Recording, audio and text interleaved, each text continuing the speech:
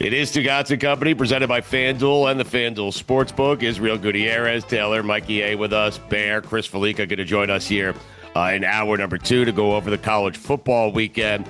I have like NFL phrases. I was doing this yesterday in a haze, and I was in a haze in my living room, and I was thinking about a game that I wanted to play with you guys where if I just say a phrase, will you guys know the game it is that I'm talking about based on just a single phrase? Probably. Try it out right now. I think it sounds like a fun game. I don't know how much of a haze you'd have to be in for this to make sense, but let's see. All right. It was just a Sunday. I was just pointing out I was in a haze, right? Yeah. I mean, that's what Sundays are all about. How's that different from Saturdays? That's what Saturdays are all about. I got to be honest. That's what Monday afternoons are all about. Okay. Izzy, you know how when people have those like bad luck clouds over their head and it's just raining over them constantly? That's Stugotz, but it's just a haze of smoke following them at all times. Yeah. What's the peanut character with the dirty Linus? No. Dang it. Now I'm going to have to look this up. Huh. Yeah, look it up. Go. You're comparing me to a Peanuts character? Yeah, I don't you're like a pig saying pen. that word. It's a dangerous word, peanuts, you know? Yes, just comparing you to a penis character. Yeah. John Wiener. There you go. Wait, so who am I? So you're just Pigpen. you're a pig pen in a haze. I'm Pigpen in the Haze? Yes. Wow, and Pigpen. you're watching football and you're coming up with categories. Yes. Okay. Pigpen, the original keyboardist for the Grateful Dead, by the way. That was his name, Pigpen. Wow. Yes. Wow. So many Stugotz ties in this. This team won. Can you guys name the game? Okay. This team won despite their head coach. I mean, that's This one's easy. Yeah, this one's easy. That's the Miami Dolphins. I texted you that guys one's easy. as they were going into overtime. I texted you guys, okay, now you can fire Mike McDaniel because their inability to do anything that makes sense at the end of that game.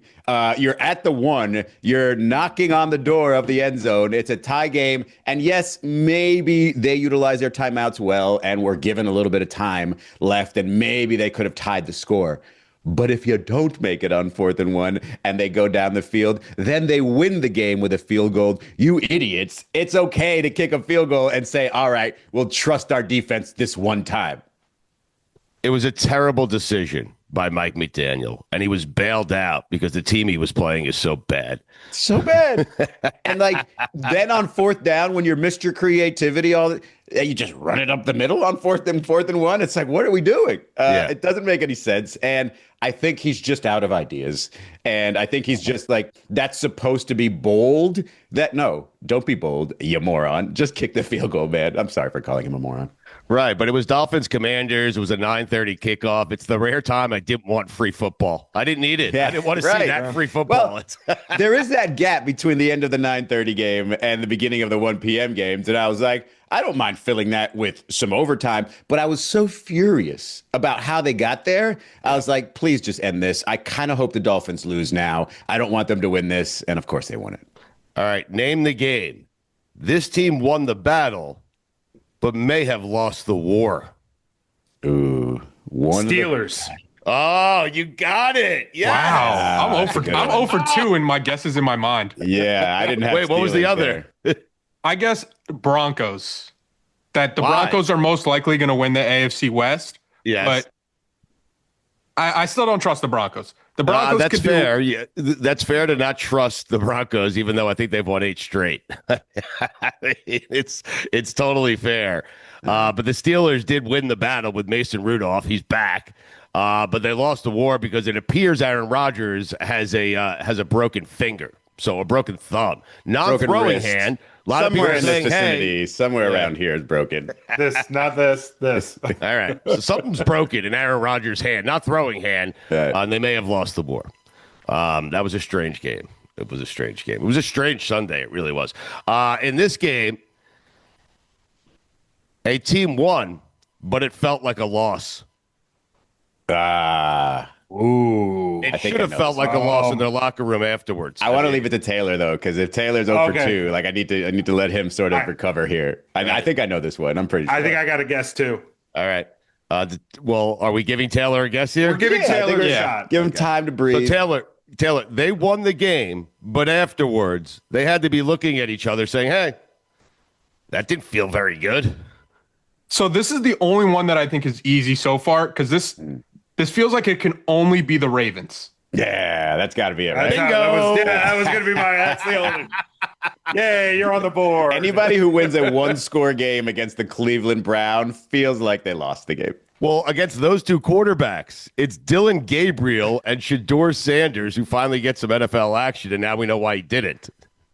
Yeah, I mean, 4 for 16, not great. Couple of sacks and an INT, not great. That QBR in the single digits, not great. Can we put to bed the conspiracy theory that it was a conspiracy keeping Shedeur Sanders on the bench and not just the fact that maybe he's not that good? Maybe he's not ready to play in the NFL because he got one shot against a Ravens defense that has been pretty bad all year. And like you said, 4 for 12, was it? Yeah, 4 for 12 through an interception. Maybe he's his just not that interception good came right in like his third or fourth pass. Yeah, I never thought the Sanders family to be that powerful, that he must be on the field if he's that terrible. No, I thought he's probably presenting as a third-string quarterback, and that's exactly what he looked like. As a fifth-round pick. Right. It was his first. Listen, it was his first time playing in a regular season game in the NFL. Like, can we give him a second here? And he's not coming in prepared like he's Right. starting. He's coming in because somebody got hurt. Yes. It's not him. It's the stuff around it. It's Right. they're keeping him on the bench because they don't want to lose. They don't want him to take the job Right. because he'll take the job and then they'll look like fools for not taking him. No. He's just a third string quarterback at this point. Could he be good? Sure. He could still develop. But at this point, he's a fifth round, third string rookie quarterback. Next time you deliver that, you cannot just say sure. You have to say Shedeur. Shedeur, my fault. That's Monday morning. That's on me. I'm not so Shedeur. But to Stu's point and where I think Stu was getting, Shedeur Sanders looked like a quarterback that had never gotten reps with the first team offense. And then Kevin Stefanski after the game was like, hey, by the way, Shedeur Sanders has never gotten reps with the first team offense. I also thought it was funny during the broadcast when Shedeur came in, the crowd erupted, and they had to point out the crowd doesn't know Dylan Gabriel has a concussion. They think he was benched. That's not what's happening. Dylan Gabriel's in the protocol, but the crowd is treating it like they finally made the switch. There are two candidates for the next game. In this game, a team won, and I'm still not sure they're any good. Oh, that one's easy for me. That one's easy Two for candidates for that game. Two candidates. Okay, so Jacksonville's one. Jacksonville has easily certainly won. won. Yeah, I cannot believe that. That was more. Listen, that's an indictment on the LA Chargers. I mean, Jacksonville's at home. They won the game. They blew them out. Yeah. You can actually say that about both teams. The Chargers that are lost, I still don't know who they are. I was don't going to know who say that's the other Jacksonville is. team. It's the I same don't know game. who the Chargers are. That's not the game I was referencing. That. It's not. Houston Texans. Nope.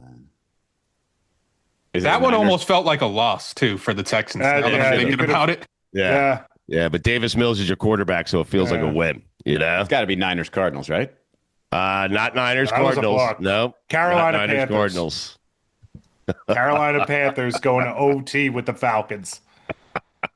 That's it. Yeah!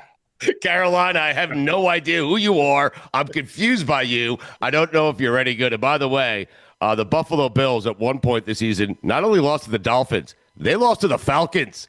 Yeah. This is a crazy year, man.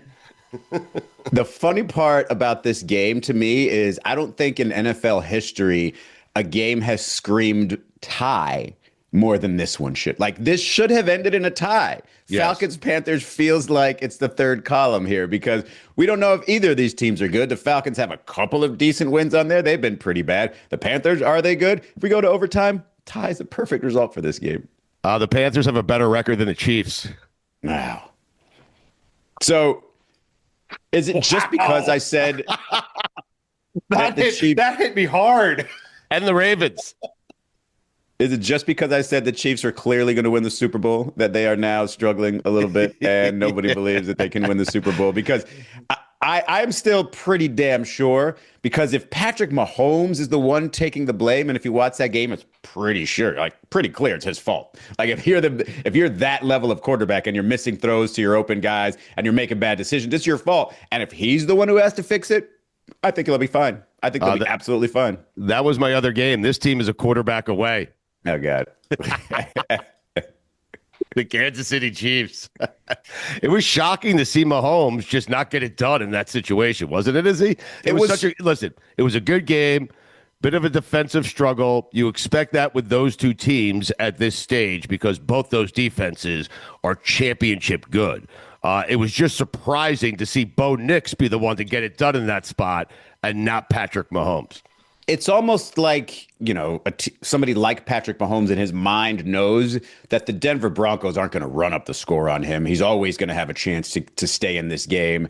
And I don't know. I feel like, it was very uncharacteristic of him to miss those throws and to make those poor decisions, throwing an interception as opposed to, putting 3 points up on the board and doing the smart thing, because that's what they do. Like, it's not just that they're really good at that position and really well coached. They just play smart football, especially when it's close games like that. Do you guys know that before, was it this year, that they had won 17 straight one-score games? And now they've lost, what, is it 4 in a row or 5 this year? All their losses this year have been one-score losses. So it's either everything evening out or those minor details that used to be the difference between winning and losing in close games, Patrick Mahomes being the primary candidate to be responsible for those plays, just not making them. And if you're telling me he's going to have to turn it on in the playoffs, I believe that will happen. And so I still think that they will be Super Bowl bound. Okay. I mean, right now they're not in the playoffs, just so. Yeah, that's tricky. They got to get into the playoffs before they get to the Super Bowl. So, Yes. They're on the outside looking in, OLI. They have the Colts coming up this weekend, the Cowboys, the Texans, the Chargers, the Titans, the Broncos. They got another chance at the Broncos, and I have a feeling they'll take that one. The rest of the end, like the Raiders, the Titans, the Chargers, the Texans, and the Cowboys, that they should be eating. That should be easy wins. Well, it's the Colts game this weekend. That concerns. Colts coming off a bye, I believe. Like, that's a concerning game. If you're Kansas City, you can fall to 5-6. Crazy. Yeah. Say it, Taylor. Must win. That's what I wanted. Are you saying this is a must-win game for the Chiefs coming up this weekend? I think it is. Wow. And for the Colts, I mean. So they're 5-5 now. They lose this, they go 5-6. I could easily see them winning their last 5 and going 11-6. He is not going to bail on his take that the Kansas City Chiefs, a team who, if the season ended today, would not be in the playoffs, is entrenched on them winning the Super Bowl. I mean, it's unbelievable. Never any doubt. Like, not only do they have to play well to make the playoffs, so that puts them going into the playoffs playing well. And if you believe that Patrick Mahomes is on a roll entering the playoffs, I'm going to go ahead and pick him as my Super Bowl favorite. He's done it a few times. Okay.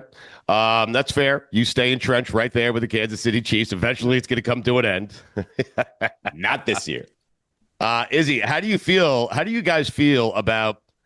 So the Ravens are this team that I think it's such a weird thing. I think they were 2-5, and Lamar Jackson came back, and we all said collectively the Ravens are going to win that division, even at 2-5. Now they've won 4 straight. They've gotten the record to 5-5, but there is no way you can walk away from that game feeling like the Ravens are a championship-worthy team.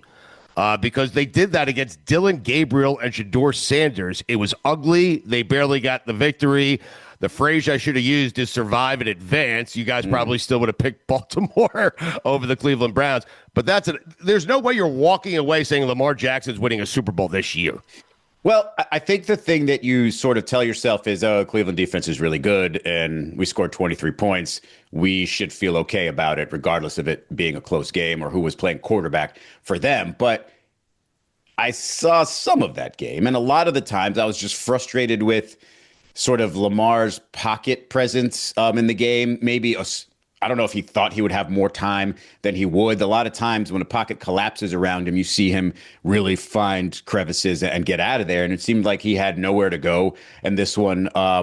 And I don't know if it's a Lamar thing, if it's a play calling thing, or if it's an offensive line thing. It just didn't look like they could do that or their offense could run well regularly against, back to back to back really good teams. Meaning, are they going to be able to do that for 3 games in the playoffs and have enough off? I don't know. Like, I don't know if it's Lamar. I don't know if it's the fact that, Derrick Henry only has a game, good game every few games now. I just don't think that they have enough that they can feel confident and say, I can put together 3 great games. Haven't seen it yet. Stu, but when you start 1-5, I don't think the Ravens are feeling down today, because when you're 1-5, style points, they go out the window. It's just all about stacking wins. Just and collect wins. Right. I also think against the Browns, you just kind of give yourself like, hey, an ugly win's going to happen, right? Not many people are going to beat them 40-7. And so, especially if, in division, blah, blah, blah, like, I think you beat the Browns, you sort of just get the dirt off your shoulders and say, all right, on to the next game. Hopefully I look better. Oh, it's the Jets. I definitely will look better. Ow. Right. Oh, come on. You are not hurt by that sentence, Mikey. No, I mean, you would have said it before. It was an did. unnecessary stray. That's because you didn't know they were playing. So you're right. The Baltimore Ravens beat the Browns 41-17 already this season. That's what I was looking for yesterday. Yes. That's right. That was their one win amidst all that losing early in the season when they were 1-5. Yes. The Patriots beat them 32-13. It's a really good Patriots team. A Patriots team that The we all Lions are beat them saying 34-10. might make the Super Bowl. And the Patriots lost to the Raiders. What the hell was that? All right. So the Raiders are off. Week one. Everyone's got one of them, right? Everybody's got one. Does everyone, though? Do you have any more categories, Stu? Because I have a question for you, and I don't know if it's a category of the game. No, go ahead. I have no more categories. We will advance this game next week. I will have a phrase for every single game that is played in the National Football League. But go ahead. Well, you tell me this then. See if this category is fitting. A team that won a game that felt like more than just a win. Ooh. Wow. Wow, felt like more than just a win. I'm going to go with the Buffalo Bills. Wow, Mikey is on his stuff this morning. Come on. I would have got it wrong again. Wow, who did you have? Where were you going, Taylor? I would have guessed the Rams. Really? Wait, because of Cooper Kupp? No, just the Rams look really good. No, I would have guessed the Broncos, for being honest. No, it's the Buffalo Bills for a couple of reasons. One, not only did they have a win against a good opponent, but you look over and you see Patrick Mahomes saying, oh, shit, that was my fault. And in this game, you had Josh Allen, who people were saying, wait, the Bills window, can they win with just Josh Allen as their main guy? And then he has that ridiculous, how many touchdowns? 5, 6 touchdown games? 6 touchdowns. Three. Touchdowns game. And looks like a guy that you could say, yeah, he could win a game all by himself, even in the playoffs. Yeah. And so that to me felt like not only are you doing it against Baker Mayfield, not only are you doing it at a time where, Patriots don't really have much to do. They're playing the Jets. They'll take their win. But you look really good compared to the Chiefs. I think it feels a little bit more like they got back on track with that win in a major way.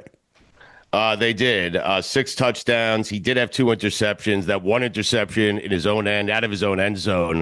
Did it without Keon Coleman, who was out because he missed a meeting on Friday. So I just don't get how a quarterback who is this good, a generational quarterback, makes a play and a decision like the one he made in yesterday's game. They should have taken away 2 touchdowns of his at the end of the game just for that bad mistake. Nah. He should have had 4 instead of 6.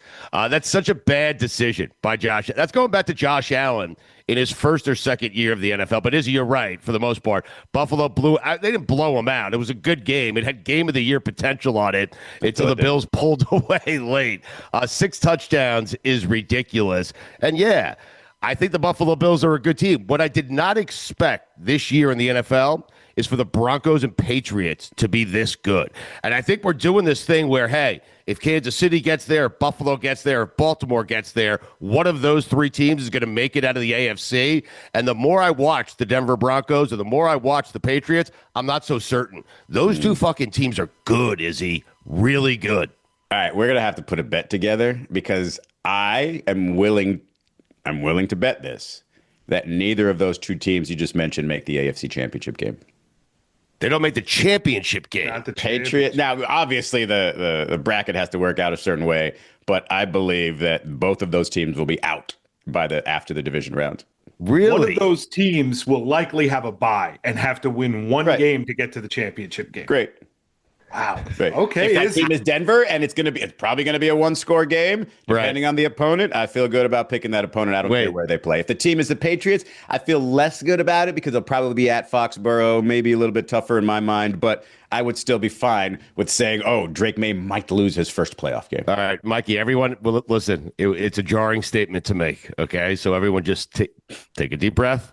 Okay, let's gather ourselves because it leads us to if the season ended today. Oh, God. Oh, my goodness. So the Broncos have the bye, Izzy. So you're saying, just so we're clear, neither the Patriots or the Broncos, who are the top 2 seeds right now in the AFC, neither of those teams, in your opinion, are going to make it to the AFC Championship game. That is a bold fucking statement. There's a lot of the Bills are out there. The Steelers might have a quarterback. The Ravens might be rolling by the time the playoffs come. The Colts have been really good. I'm not criticizing the take. I'm jealous that I didn't think of it first. That's all. I'm telling you. Now, there's got to be some stakes on this. Like, I just can't say shit. And then if both of them make the AFC Championship, I don't get to pay for it. Okay, just hold on a second, because right now, the Patriots, if the season ended today, would host the Jacksonville Jaguars. Okay? Tough game. Okay, but that's the opening round, right? Hold on. Is it? Hold on. Is it, though? I don't know. We literally don't know. With that wide the Colts receiver are hosting the quarterback? Chargers. Okay? But we're not talking about that. So the Broncos would have to play, in all likelihood, they're going to have to play the Buffalo If the Bills. seedings stay true. If the seedings, yes. If they go to form, I believe they'll play the Bills. And what I'm doing there is I'm eliminating the Steelers because it's going to be Mason Rudolph versus Josh Allen, and I don't care, okay? Because the Bills would play the Steelers, I believe, in the opening round. So you basically what you're saying is you believe the Bills will beat the Broncos in Denver. Correct. Okay. Now But you don't have a Baltimore or Kansas City to stroll into New England to beat them. That's what my concern is for you. What were the 2 teams? Was one of them Kansas City? Kansas City's not in the playoffs right now. Oh, You would need, you would need like a Charger team to stroll in there or the Colts to stroll into New England to beat the Patriots. I'll take a Colts team. In New England, sure. Okay. So I just went on FanDuel right now, and I bet Patriots and the Broncos to make the conference championship game. Wow. Well, now you're just going to lose money because it's just going to be one of them. Plus 14-27. Wow. Little sprinkle. A little Sprinkle. Little sprinkle. What is the opposite of that? Is there a field option for AFC Championship game and you just exclude those 2 teams? What are the Chiefs right now on FanDuel to get to the Super Bowl? Since Izzy is still convinced the Chiefs, who aren't in the playoffs, are not only going to get stroll into New England to beat the Patriots, but they're making it to the bowl. The Chiefs aren't only not in the playoffs, they're 2 teams out of the playoffs. They have to leap 2 teams to get into the playoffs. It's a good thing the season doesn't end today, and this is just a fun game for Stugotz and company. Yes. So the Chiefs to make the Super Bowl right now on FanDuel is plus 500. The Bills have the best odds in the AFC, plus 370. Colts plus 440. Patriots plus 700. Wait, so they think the Chiefs have a better chance of making it to the Super Bowl than the Patriots? Thank you. Oh, my God. Thank you. I told you I knew sports. Oh, God. Taylor, put some money for me on the Patriots to make it to the Super Bowl. Money for me. Okay. I'll send it to you if we win. Yeah. Where does that money come from? Meanwhile, the Super Bowl champs, I flew so right you can past that. send money. Meanwhile, the Super Bowl champs, they continue to win. And I'm going to put all my money on them because they never lose. They just don't lose. Can we circle back to the Bucks Bills game for a second? Because I love this Bucks team. I love Baker Mayfield. I've never been more convinced that a coach can't win a Super Bowl than Todd Bowles as a head coach. Really? What is his biggest flaw?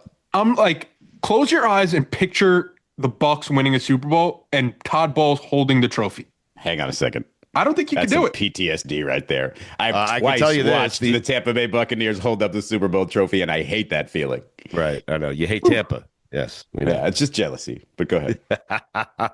I can tell you this about Bowles. If he did win the Super Bowl, the expression on his face would not change. I mean, In that game, he had a 4th and 2 with 7.5 minutes left on his 39. His defense had already given up 37 points. And his idea for what's the best way for us to win this game?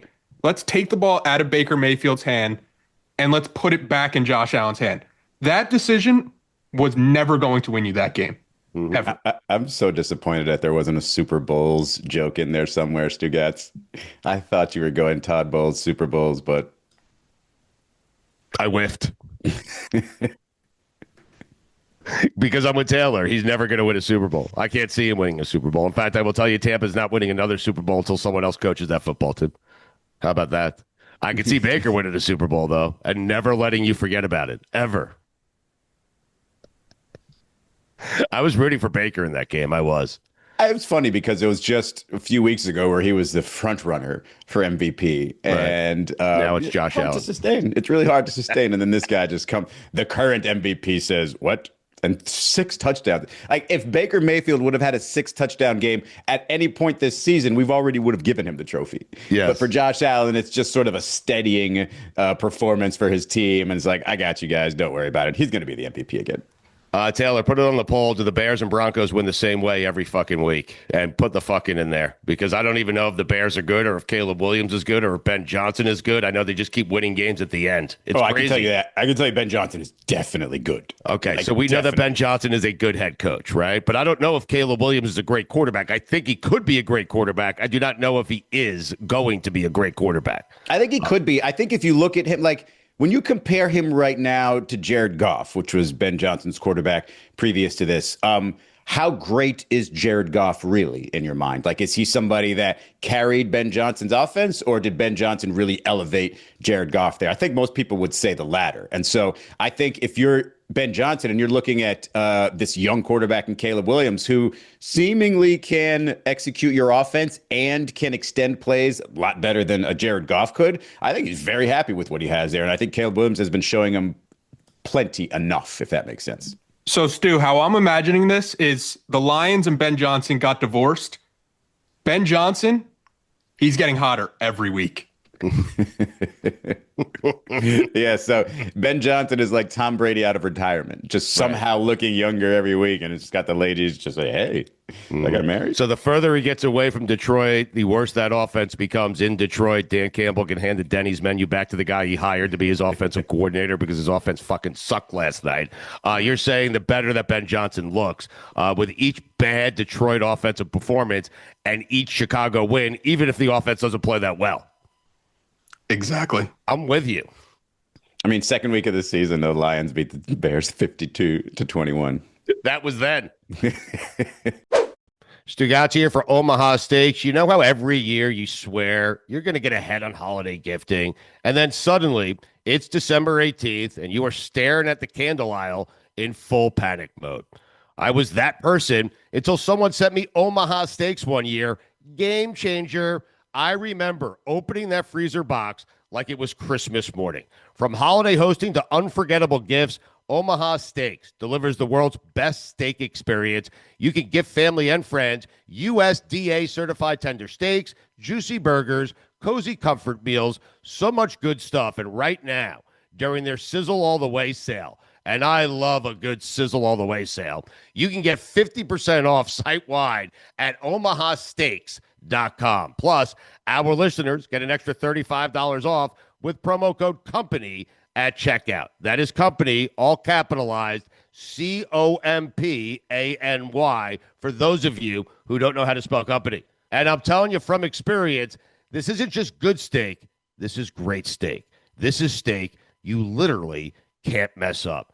If I could do it, anyone could do it. The first time I cooked their filet mignons, I salted them, seared them in a cast iron pan, and finished them in the oven.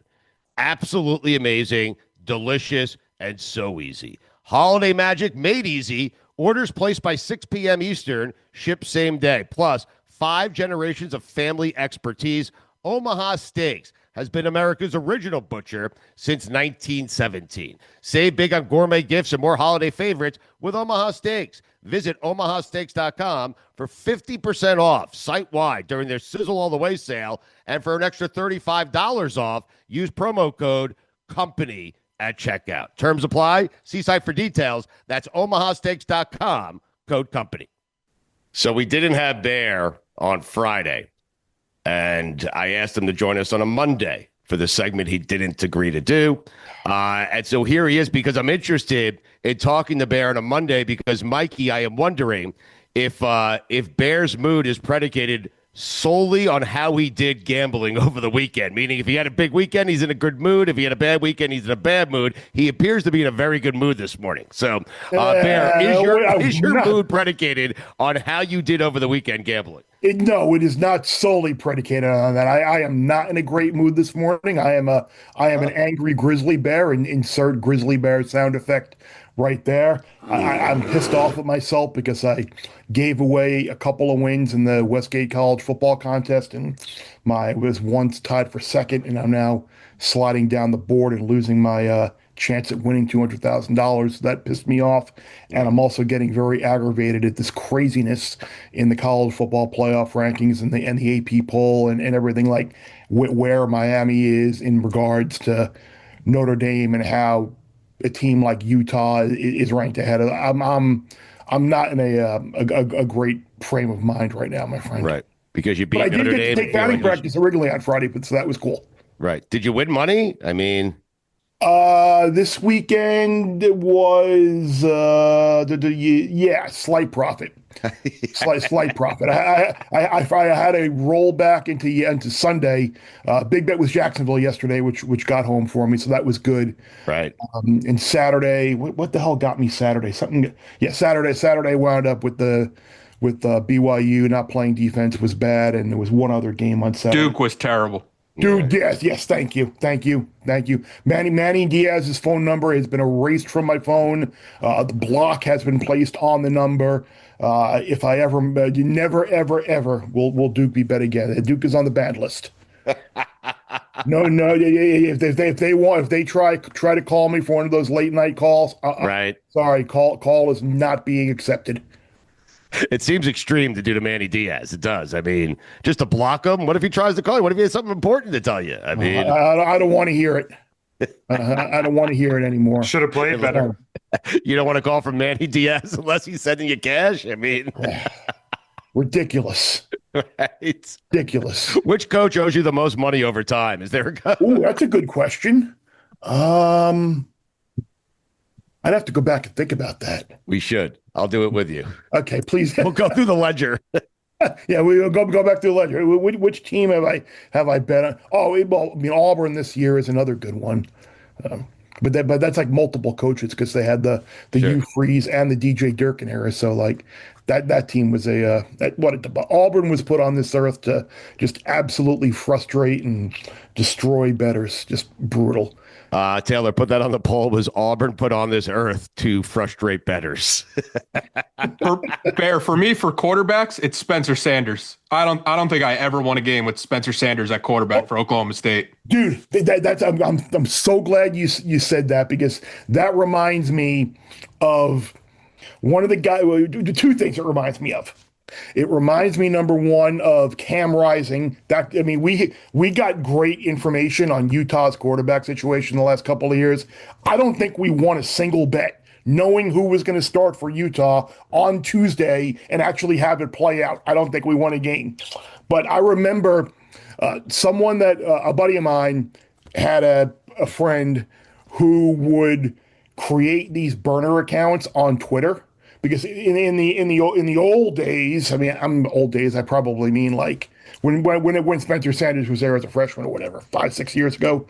A lot of these offshore sports books would put up who will be the quarterback to take the first snap of the year at name school, and Oklahoma State had a quarterback battle that year, and he would create these burner Twitter accounts and like pose as an attractive female. Hey, I saw your profile. I'm looking forward to coming to the first game of the year. You're going to be starting, right?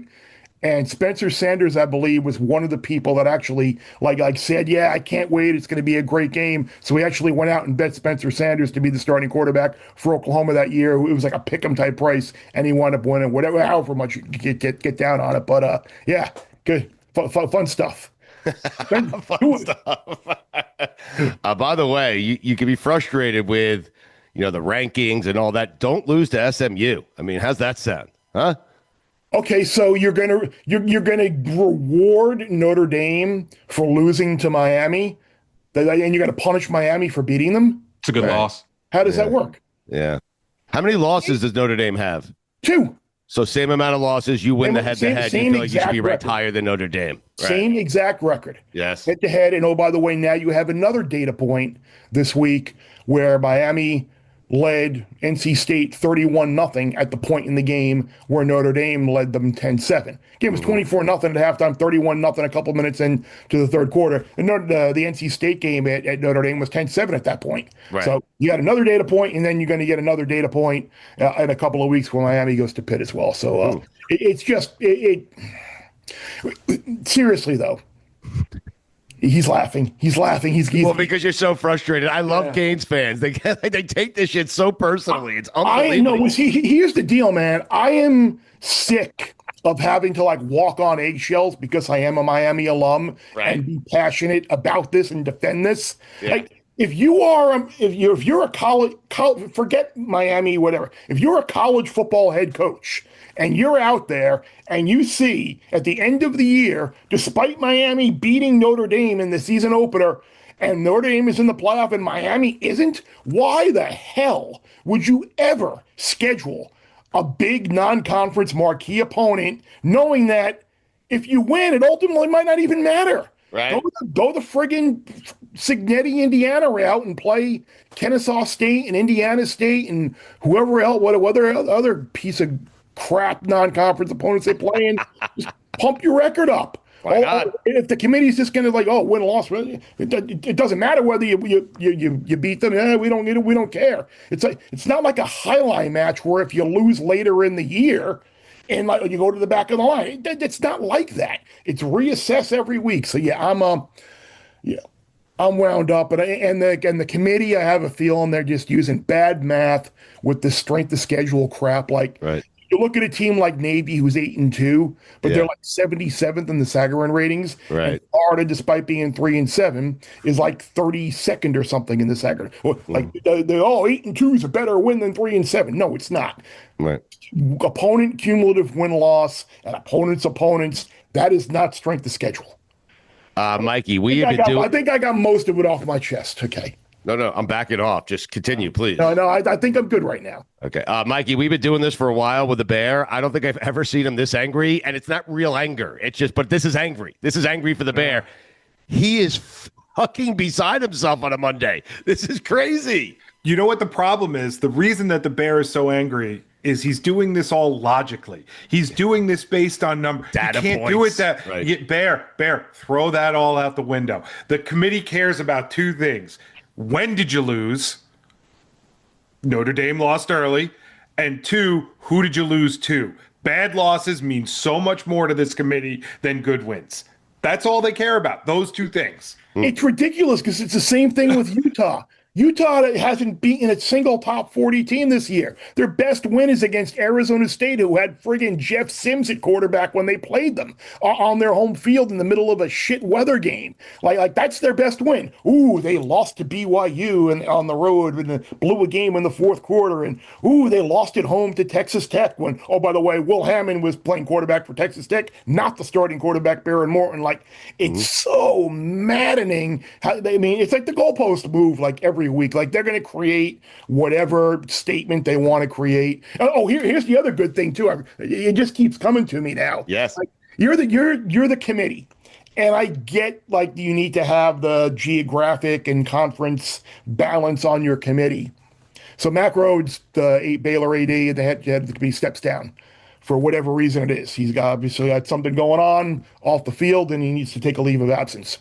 So who do you put on the committee to replace him? The AD of Utah, the team who is the most overranked team possible and is in the mix and shouldn't be. I know they recruit themselves when they get in the room and you can't have conversations about, but the optics of that, you put the Utah AD on the committee and when they're in this buffer between Miami and Notre Dame right now, just take a step back and think how that looks, people. So what Miami has working against them too is they're not in the SEC. Bear, so my question for you is, if South Carolina Texas A&M was an ACC game, would we be arguing today that A&M didn't deserve a playoff spot? Under their current record? They're undefeated. Oh, no, we would not. We would not be arguing that. They would still be in. Right. Yeah, we would. I don't think we'd be arguing that. Boy, you talk about South Carolina. Well, they had Alabama beat and they pissed that game away. They had A&M beat and they pissed that game away. A lot of people loved them before the season started. Yeah. Not me. I was under 7.5, and that was a good call by me. I got it, Bear. Good, very good. I wasn't sure if I gave that out here or not. You did. If you said it here, I wrote it down, which means I have it too. Perfect. Good. How's our Ravens 22-1 and like 12-1 to win the AFC looking now? It's looking good. It's looking better, but I would say that's a game that felt like a loss. I know they won the game, but it felt like a loss. You cannot beat Dylan Gabriel and Shedeur Sanders by 7 points. I mean, come on. They tried hard there to give that game away. Yeah. But Mikey, are you saying we should do the BCS with Bear? Should he be the Chris for Chris Cody? Is that what you're saying? I was more thinking he should be the new Mike Golick because I think Golick is done with us doing it.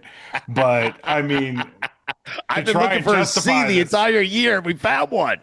No, I think Golick. So we do a BCS based on ridiculous metrics for Golick every year. Mm-hmm. Do you want to? And Chris Cody normally does it with us. Now we don't have a Billy, so that's we need a B and we need a C. What do you? Well, I could be either. I could be B for Bear. Oh wow! Or C for Chris. Wow. Okay, but we still need another B or a C. Okay, we could find one.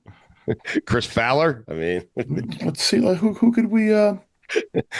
Reaching for the stars there. We can think of something here. All right, we'll think of something.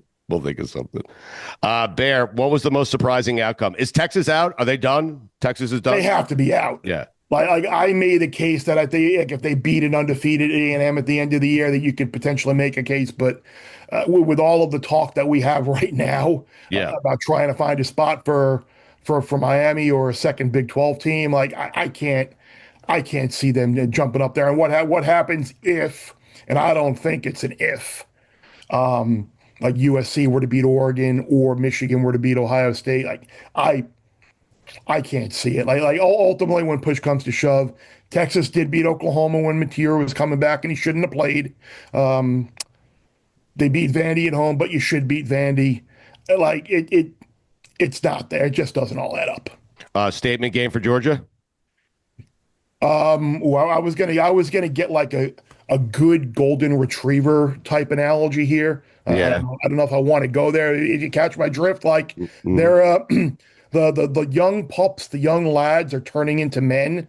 Right. The last 2 weeks was like their two most complete games of the year. It looked like a completely different team. Yep.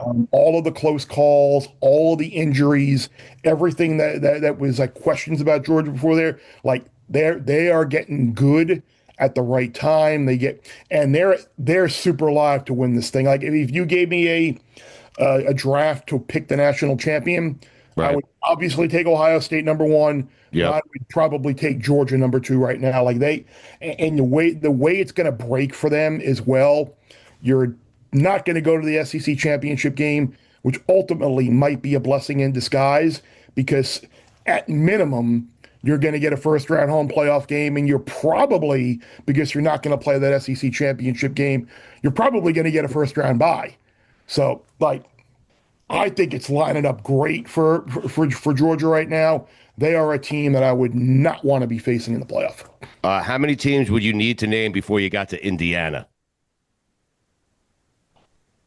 I know they beat Oregon, but Oregon. I know they did, but I would probably take Oregon ahead of them, especially if they get Evan Stewart back healthy. So much for head-to-head, huh? I mean... That's a good one. What a shot! But the thing is, if Miami and Notre Dame were to play again right now, I would give Notre Dame an excellent chance of winning that game. Like that's the thing. You can't hold. Right. People can't hold like two like separate thoughts in their head at the same time when talking about this. You can or you can't. You can't, right? I can't. No. No, well, I wouldn't expect you to be able to. But it's like it's okay to say, yeah, Notre Dame is really good and they're a playoff team. Miami is really good and they're a playoff team. And you know what? If you're taking one or the other, you kind of got to take the one that did beat them in the regular side. But let's see, who else would I would take before Indiana? Would you take Bama? No, Would you take Oklahoma? no. Okay. I might take Notre Dame before Indiana. I probably would take Notre Dame before Indiana. I wouldn't take Ole Miss. This is fascinating. Seriously. Yeah, see, Bama is a fade to me, and I wish I would have done this with you last week because, like I mentioned on Bear Bets, how like Bama was a fade for me. They'd been screwing around for weeks, begging to get beat.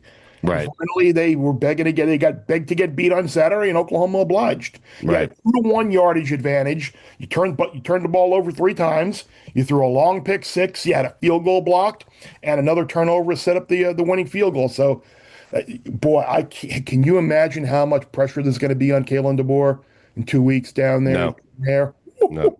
It's going to be crazy. By the way, that's perfect Auburn. The way Auburn's season has gone, it is perfect Auburn for them to beat Alabama in 2 weeks down there and knock them out in the playoff.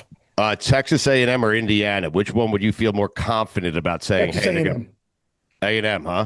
Yeah. Playing in the national championship. Yes, playing in the national championship. Yes, okay. Texas A&M. All right. Legit good. Elko signed that extension. I'm certain Texas A&M wanted to rip it up at halftime, and then after the game, Elko should have wanted to rip it up because he wanted a larger extension. That was one of those things. Once they decided on that 4th down to not let Lenora Sellers keep it and take the ball out of his hands, and they stuffed it, and A&M got the ball.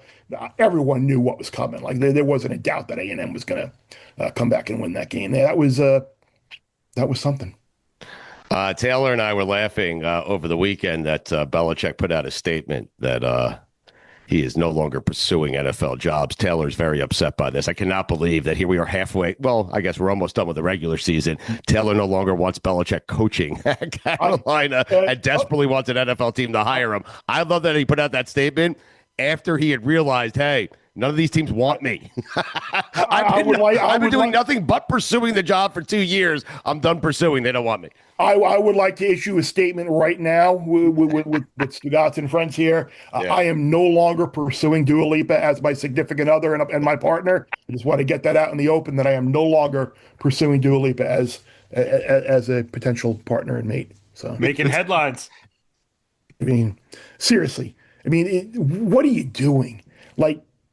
Read the room, dude. Yeah. You're not getting an NFL job. You've tarnished your image with everything that's gone on down there this year. This is your final stand. It's kind of sad. Yeah. Guy was arguably the greatest coach in NFL history, and the way it ended in New England and all this stuff. Oh, we're not going to allow any Patriots scouts or whatever. Don't talk about come on, man. Don't petty and not good is a bad combination. It is amazing. It's nearly impossible to ruin the career that he's had, and yet somehow he is not sticking the landing. And I don't want to say he's ruined his career, but it's tarnished just a little bit. He's a punchline towards the end. It's crazy. Go ahead, Taylor. I'm sorry. So I was going to say, you can't put out that statement and then lose to Wake Forest. No, the Deeks. That's the Giants should come out today and be like, hey, Jake Dickert, Wake Forest's coach, let's bring him in for an interview. By the way, Jake Dickert, that dude, they should be 8-2 because they got screwed against Georgia Tech. They can win 10 games. It's incredible. And by the way, the end of that game was incredible.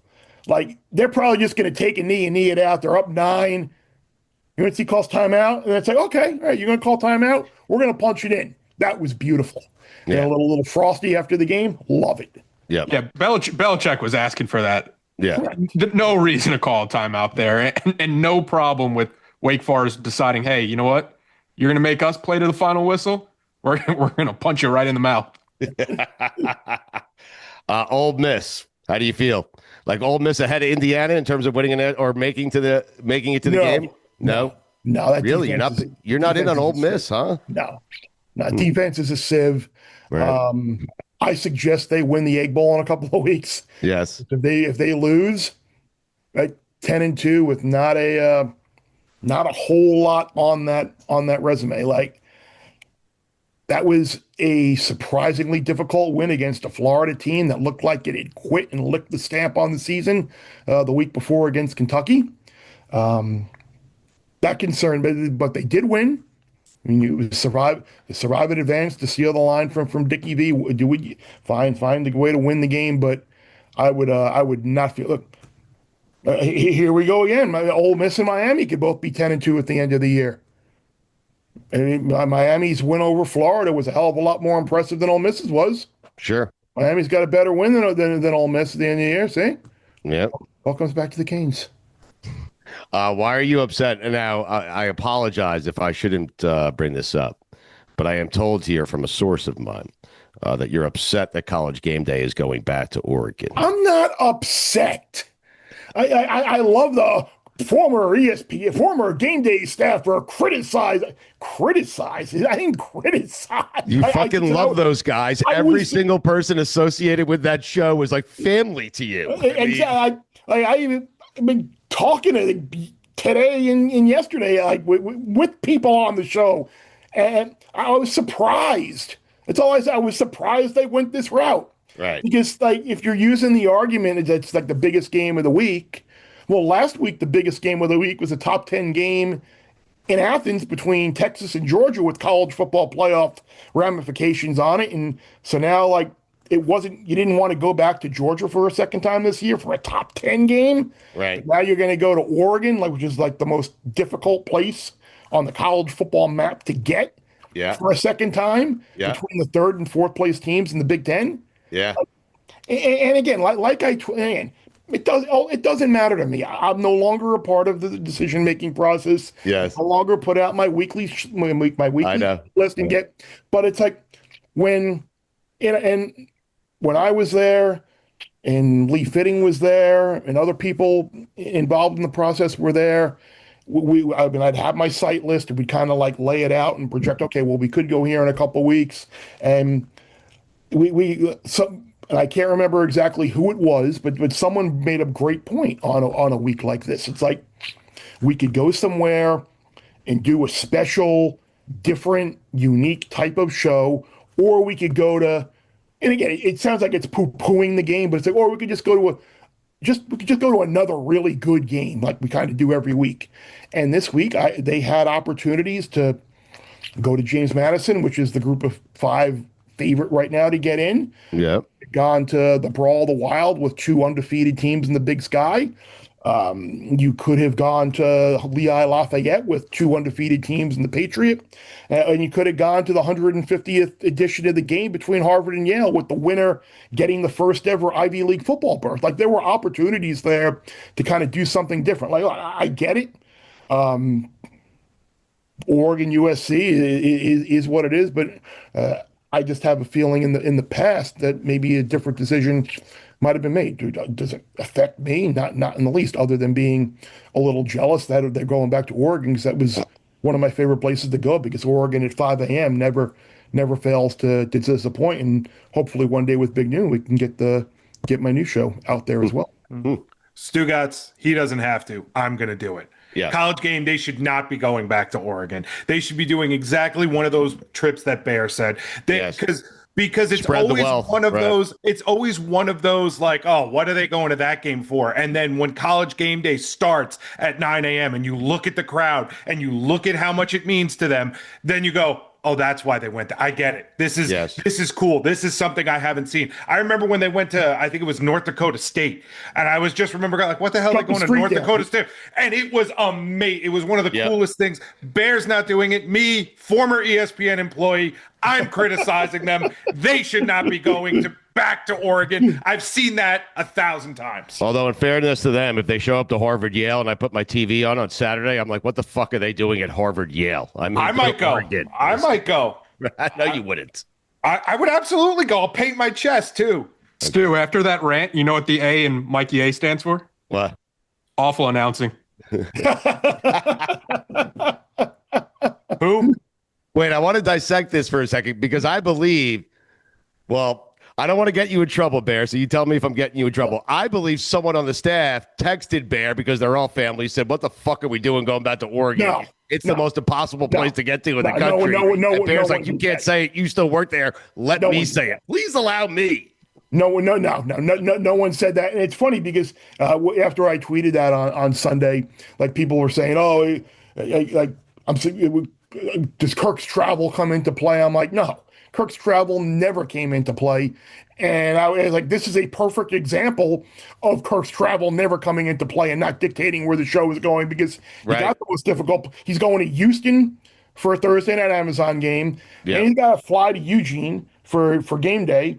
Then he's got to fly, I believe, to Gainesville because I think that's the ABC primetime game. You're going It is across the country. every possible corner. So that should just go to show people Yeah. that like his schedule. And look, he was always an absolute trooper with it. And I should know because I did it with him for a couple of years when he did the Thursday Amazon games, and I was doing the Thursday Amazon games with him. So Sure. the one thing I can't remember, was it you that said about turning the show on in the morning? Yeah. And Harvard, Yeah. The one thing I will say, and I just know this again from being a part of that process for however many years and the conversations that took place, you're looking at a alumni base with Harvard, an alumni base with Yale, You're right. Ivy League, big cities, Yep. TV markets. That rating would have been through the roof. And then you think, oh, maybe you can get Barack Obama to be a guest picker for Harvard. You could get George W. Bush to be a guest picker for Yale. Yeah, all the options, all of this stuff comes into play.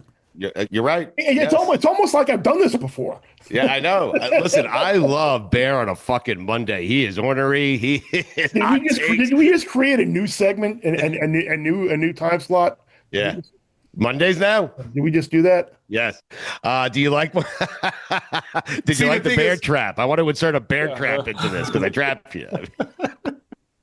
Bear on Friday is hopeful. Bear on Monday is angry. Oh, that's a whole different bear. It is. Optimistic Bear on Friday, going into the weekend, looking forward to games. Monday, angry at the world. Growling at everyone. College game day.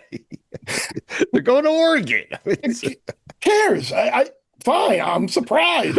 They're going to a great game. Right. Are you surprised? And that's the other thing too. And people who always, all they do is go to their own SEC. And this is a CBS Big Ten game in the middle. It's not even their game. So like that's the thing. Like I always said this too. Like it never mattered what network or time the game was with games. Like, they would go to what they deemed is the best game or the best story, and so be it. So like that's people who like to dump on them for that, like criticizes. Stop. It's a whole different person. Can you see Lane Kiffin coaching in the NFL again? No. Okay. No. Not even for Jackson Dart? I don't think so. Really? No, I don't think so. Okay. I don't How shocked were you? So you were not shocked that Oklahoma beat Alabama, No, but you would be shocked if Oklahoma made Oklahoma's going to make the playoff, right? If they beat Missouri and LSU, Yeah. they will. Yeah. Absolutely. Do you think they will? Because LSU's bad, man. Yeah, LSU's bad, and Missouri is shorthanded. Like they're talking about maybe Bo Prabula being able to play and come back from an ankle injury this week. Like, Yeah. I don't know if that's a good thing or a bad thing because Bo Prabula can't throw. Right. So like, and I don't know. I think they're going to go 10-2 and get in. It's something that we talked about on Bear Bets a couple of weeks last week before this game. Where like if you like Oklahoma to go in and pull the upset over Alabama, you can get a better price on them to make the playoff when all they got to do is win a couple of home games after that. So. And Texas A&M is in regardless if they lose to Texas or not, right? Oh yeah, they're in a couple of weeks. They're in. Here's like the whole like they got 7 wins against the top 40 teams in Saturday. It's crazy. Yeah. Which is, by the way, I don't know if I'm like if I can take credit for crashing the Sagarin website. I tried to hop on beforehand, and like the Sagarin rating website is like down because I've been like tweeting out like all these Sagarin ratings and Sagarin strength of schedule, and like I tried to go on this morning to look at something, and like the Sagarin website was down. So even if it wasn't me, I'm going to take credit for crashing Jeff Sagarin's site. Okay. It's an odd thing to take credit for, but you can have it. I mean, it's all yours. Exactly. Sagarin sent you a check? I mean, no, not at all. Right. I've only spoken to him. I've spoken to him in my life once. Legend. A long time ago, too. Yes. Bear, can you put on your AD hat for a second? And I'm going to give you two names for the Penn State job, and tell me if you interviewed both of them, who you would hire for that job. Name one, Pat Fitzgerald. Name two, Brian Dable. I think you froze. You freeze. Stugotz here. It's NBA tip-off week, and FanDuel is your home for live betting. Listen, support the people that support this show, and no one has supported us more than our friends at FanDuel. So even if you missed the start of the game or want to ride the hot hand, FanDuel has live bets on everything from who will score next to fourth quarter comebacks. Plus, you can even combine your live bets into a same-game parlay for a shot at a bigger payout. However you want to play, now is the perfect time to join because FanDuel is giving new customers $300 in bonus bets if your first $5 bet wins. That's $300 in bonus bets if your first $5 bet wins. So just visit FanDuel.com to sign up today. Play your game with FanDuel, official sports betting partner of the NBA. Must be 21 and older and present in select states, or 18 and older and present in D.C., Kentucky, or Wyoming. First online real money wager only. $5 first deposit required. Bonus issued as non-withdrawable bonus bets, which expire 7 days after receipt. Restrictions apply.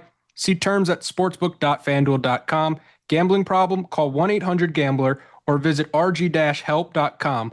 Call 1-888-789-7777 or visit ccpg.org/chat in Connecticut, or visit mdgamblinghelp.org in Maryland. Hope is here. Visit gamblinghelplinema.org or call 800-327-5050 for 24/7 support in Massachusetts, or call 1-877-8-HOPE-NY or text HOPE-NY New York.